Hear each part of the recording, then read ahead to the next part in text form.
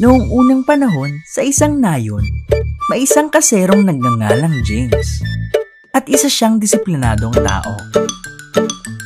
Maaga pa lamang, sa pagtilaok ng manok ay gigising na siya. Gigisingin ang kanyang mga alalay at sila'y pagtatrabahuin sa bukid. Si Dan at si Jack ay bagong kasama ng kasero sa trabaho.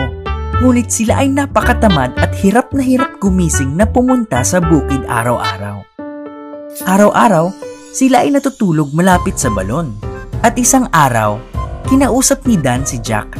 Nahirapan na akong gumising ng maaga at pumunta sa bukirin araw-araw. Sambit nito. Ganoon din ang nararamdaman ko, Dan. Ngunit ano bang magagawa natin? Pagkatilaok pa lamang ng manok, ang kasero natin ay nagigising at ginigising niya rin tayo. Palaging binabantayan ng kasero ang dalawang manggagawa.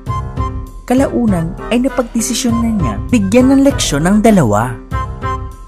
Isang araw, habang natutulog ang dalawang lalaki malapit sa balon, mayroon silang narinig na boses mula sa ilalim ng balon. Jack, gaano ka katagal matutulog? Tumayo ka na riyan at gawin mo nang yung trabaho. Narinig ito ni Jack at biglang nagising. Nang tumingin siya sa kanyang tabi ay tulog na tulog si Dan. Inakala niyang nagkaroon lamang siya ng masamang panaginip at muling natulog. Kinabukasan, silang dalawa'y natutulog muli malapit sa balon.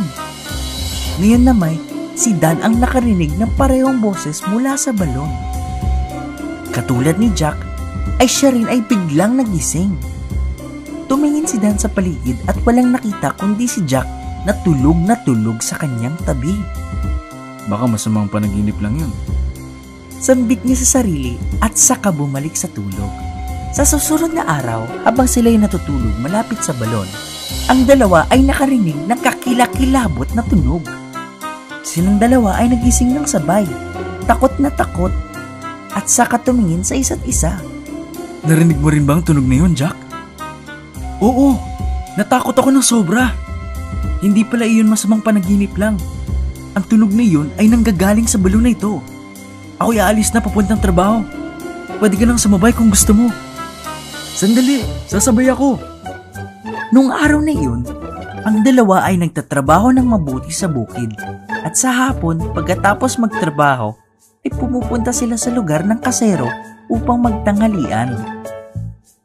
Nang ang dalawa ay umupo para sa tanghalian, kitang-kita sa mga mukha nilang sila ay takot at nag-aalala. Napansin ito ng kasero at tinanong kung ano nangyari. Kinuwento ni Dan at Jack ang tungkol sa kakilakilabot na tunog na kanilang naririnig. Pagkatapos nila magkwento ay tumawa ng malakas ang kasero.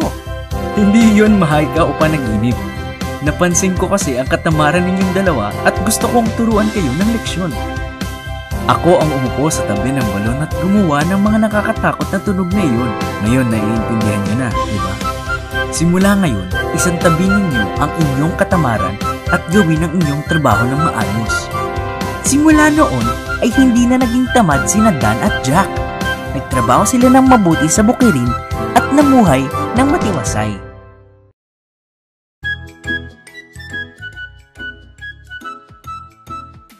Si Haring George ang hari ng mga palakang nakatira sa balon. Ngunit hindi niya magawang makisalamuha sa kanyang mga kamag-anak dahil sa madalas na hindi magandang pagtrato ng mga ito sa kanya.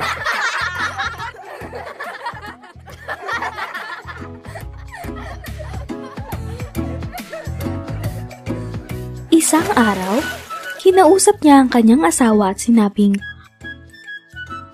"Ano ang karapatan nilang tratuhin ako ng ganito? Ako ang kanilang hari. Dapat lang naturuan ko sila ng leksyon." Sinabihan siya ng kanyang asawa na siya'y dapat mag-ingat kung ayaw niyang mapahamak. Ngunit ito ay hindi pinakinggan ni Haring George at siya ay tumalon patungo sa tubig.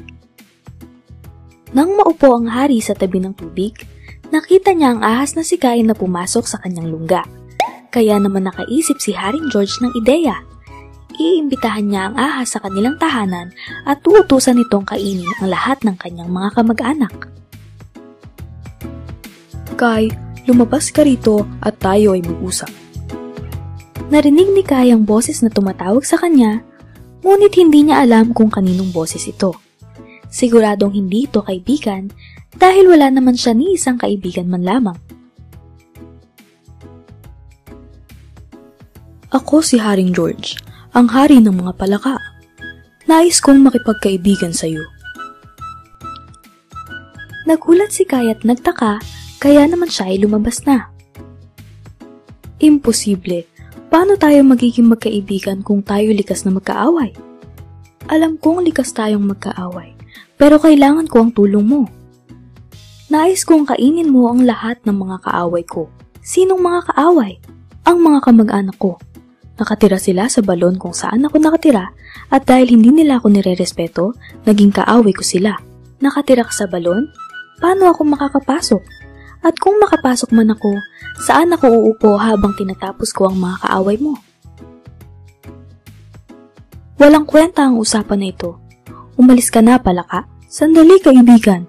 Ituturo ko sa iyo kung paano ka makakapasok sa balon. Ituturo ko rin sa iyo ang komportabling butas kung saan ka pwedeng magpahinga.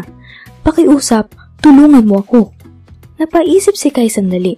Tumatanda na siya at hindi niya na kayang humabol ng daga para kainin. Ang alok ng palaka ay nakatutukso at madali lamang kaya naman siya ay nagdesisyon na. Haring George, nakapagdesisyon na akong sumama sa iyo. Ituro mo sa akin ang daan at susundan kita. Salamat kaibigan, pero ipapaalala ko lang. Huwag mong idadamay ang sarili kong pamilya. Kainin mo lang ang mga sasabihin kong dapat mong kainin. Magkaibigan na tayo, Haring George. Hindi ko gagalawin ang pamilya mo. Tara na at huwag na tayo mag-aksaya pa ng panahon. Nang makarating sila sa balon, itinuro ni Haring George ang butas sa ibaba nito. Sinabi niya sa ahas na magtago muna roon habang hinihintay ang pagdating ng kanyang mga kamag-anak. Makalipas ang ilang oras, lahat ng mga kamag-anak ng hari ay nagtalunan na sa paligid ng balon. Yan ang mga palakang umalipos sa akin. Kunin mo sila at kainin ngayon din. Isa-isang kinain ng ahas ang mga kaaway ng Haring Palaka, kaya naman tuwang-tuwa si Haring George.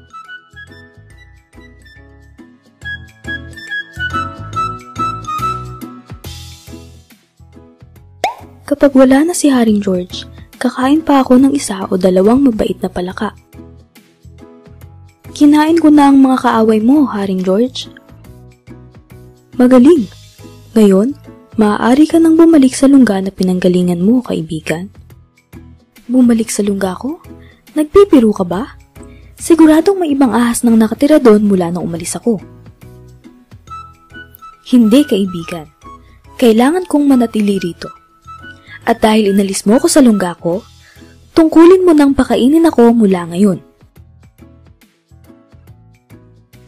Bigyan mo ko ng isang palaka kada oras, mula sa mga kaibigan mo o sa sarili mong pamilya.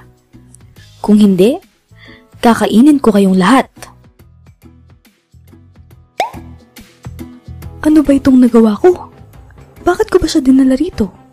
Wala na akong takas ngayon. Mula noon, binigyan ng hari si Kai ng palaka araw-araw. Pero hindi pa tumigil si Kai. Sa tuwing hindi nakatingin ang hari, kinakain din niya ang iba pang mga palaka.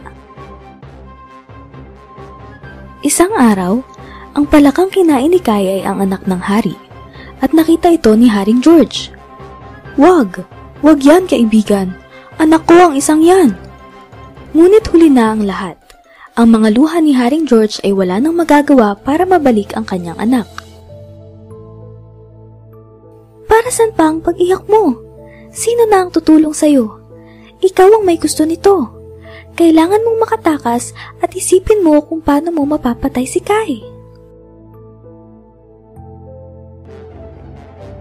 Lumipas ang mga araw, ngunit wala pa ring plano si Haring George. At ubos na ang lahat ng mga palaka. Nag-iisa na lamang siya.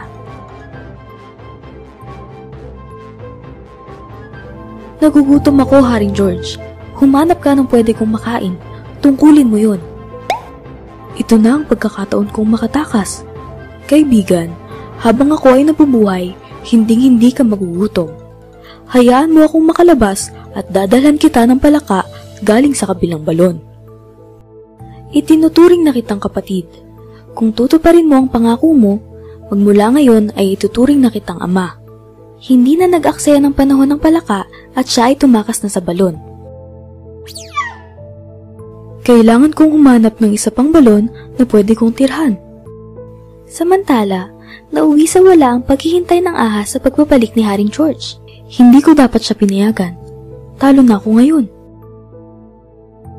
Makalipas ang ilang araw, nakakita si Kai ng isang butiki na nakatira sa kaparehong balon. Ginang, dati kayong magkaibigan ni Haring George. Pakihanap siya at pakisabing bumalik na agad. Hindi baling wala siyang dalang pagkain. Sabihin mo sa kanya na hindi ko siya sasaktan, na hindi ko kayang mabuhay nang wala siya. Matapos ang paghahanap sa mga katabing balon, nahanap ng butiki ang Haring Palaka.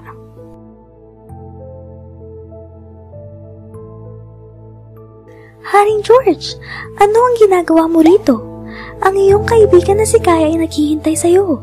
Nangako siyang hindi kanya sasaktan, kaya umuwi ka na. Ang isang patay gutom ay hindi dapat pagkatiwalaan. Natuto na ako. Hindi ko dapat tinalikuran ng aking pamilya at kumampi sa kaaway. Hindi niya na ako makikita kailanman. Mga bata, natutunan natin na kahit anong mangyari ay hindi dapat tayo maging parte ng anumang masamang gawain.